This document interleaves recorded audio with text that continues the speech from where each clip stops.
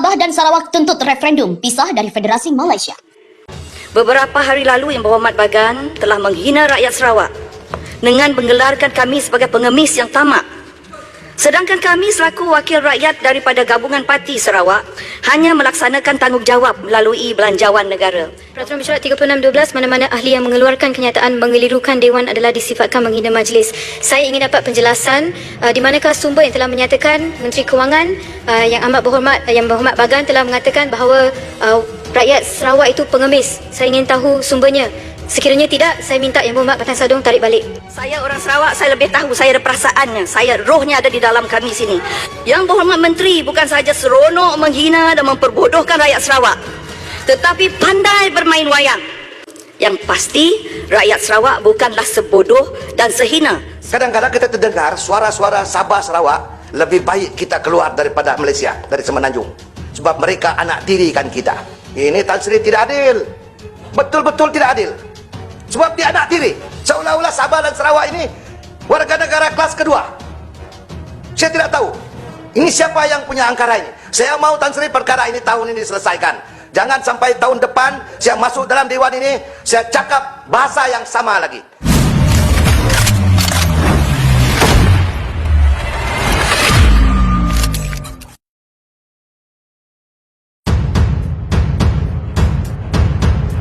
Berbagai organisasi kemasyarakatan dan tokoh partai politik di negara bagian Sarawak dan negara bagian Sabah di Pulau Borneo resmi mengeluarkan memorandum untuk mencapai referendum memisahkan diri dari Federasi Malaysia. Tuntutan referendum didasarkan memorandum yang ditandatangani lembaga swadaya dan partai politik di Kuching, ibu kota negara bagian Sarawak pada Kamis tengah malam. Memorandum untuk menuju referendum disampaikan para pihak sebanyak 23 orang, yaitu Robert Pay sebagai Presiden Sabah Sarawak Hak Australia Selandia Baru, Dominic Ng, Sarawak Association for Peoples, Peter John Jaban, draft pendiri Persekutuan Otentik Ritual Dayak atau draft pemimpin. Pasukan Aksi Hak Dayak pendiri SAS, Saya Orang Sarawak dan Orang Sarawak untuk Sarawak, Patrick Anek, pengacara Bantan anggota Parlemen Pensiun, Bobby Putra William, Ketua PBDS, Parti Bangsa Dayak Sarawak Baru, Granda Aing, Presiden Klub Menembak Divisi, Fung Lishan, Parti Bumi Kanyalayang di Sarawak, Daniel John Jambun, Presiden Borneo Splight in Malaysia Foundation, Emily A.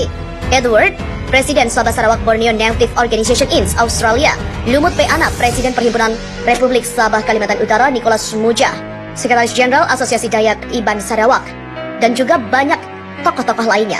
Memorandum demi terciptanya referendum memisahkan diri dari Federasi Malaysia pada bagian pembukaan menyebut dalam memorandum terbuka untuk pemerintah Sarawak.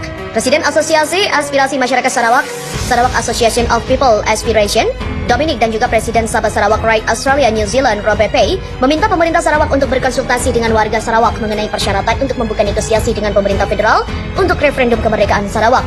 Atas nama sebagian besar masyarakat Sarawak, pihaknya juga bertanda tangan di bawah ini dan menyerukan kepada Sarawak pemerintah untuk berkonsultasi dengan partai politik Sarawak, lembaga swadaya masyarakat dan juga kelompok masyarakat dengan tujuan untuk diskusi terbuka dengan pemerintah federal Malaysia untuk pelaksanaan kemerdekaan Sarawak referendum. Dalam kerangka waktu yang disepakati berdasarkan hukum, konstitusional, sosial politik yang memaksa alasan ekonomi sesuai dengan resolusi Majelis Umum Perserikatan Bangsa-Bangsa United Nations General Assembly Resolution atau UNGAR 1514. Ini perlu dilakukan untuk menyelesaikan urusan dekolonisasi Inggris yang belum selesai Sarawak untuk kemerdekaan sejati pada tahun 1963. Pada peringatan 58 tahun pencaplokan Sarawak dan Kalimantan Utara ke dalam wilayah Malaya, Federasi berganti nama menjadi Malaysia pada 16 September 1963. Pihaknya juga terus menegaskan kembali haknya yang tidak dapat dicabut untuk secara bebas dan damai melaksanakan penentuan nasib sendiri nasional untuk Sarawak. Hak ini diakui oleh UNGAR 1514 sebagai bagian formal dari hukum internasional dan ditegaskan kembali oleh Mahkamah International Justice, International Court of Justice, ICJ dalam kasus Chagos pada 25 Februari 2019 lalu. Pihaknya juga secara hukum disarankan bahwa ciptaan buatan Malaysia sesuai dengan Perjanjian Malaysia 1963 tidak memiliki dasar hukum karena perjanjian internasional tersebut di muka tidak sah dan proses pembentukannya dinodai dengan tindakan ilegal dan tindakan yang salah. Malaysia adalah fait accompli yang telah ditentukan sebelumnya oleh Inggris dan Malaya pada tahun 1961 dan secara resmi disegel dan dicatat dalam rahasia perjanjian untuk mendirikan Federasi Malaysia ditandatangani pada 31 Juli 1962. Di mana perjanjian tidak sah, Malaysia adalah fait accompli yang telah ditentukan sebelumnya oleh Inggris dan Malaya pada tahun 1961 dan secara resmi disegel dan dicatat dalam rahasia perjanjian untuk mendirikan Federasi Malaysia ditandatangani pada 31 Juli 1962. Malaysia adalah fait accompli yang telah ditentukan sebelumnya oleh Inggris dan Malaya pada tahun 1961. Pemerintah Inggris dan Malaya juga memiliki pengetahuan penuh tentang ketidakabsahan MA63, berkolusi untuk menghindari hukum internasional dan secara tidak sah mendirikan Malaysia dengan cara yang tidak sesuai dengan hak rakyat untuk menentukan nasib sendiri. MA63 mewakili perkembangan politik paling signifikan yang mempengaruhi Sarawak setelah 1946 United aneksasi kerajaan atas Sarawak yang merdeka dalam menghadapi oposisi anti penyerahan lokal yang sangat kuat. Pada kedua kesempatan itu dalam pencaplokan 1946 dan juga pencaplokan Federasi Malaya 1963 berikutnya, Sarawak juga telah dipaksa untuk menyerahkan kedaulatan dan hak kemerdekaannya untuk solusi politik yang tidak memuaskan dibuat secara tidak sah oleh kekuatan asing dengan dalih bahwa itu untuk kepentingan rakyat Sarawak.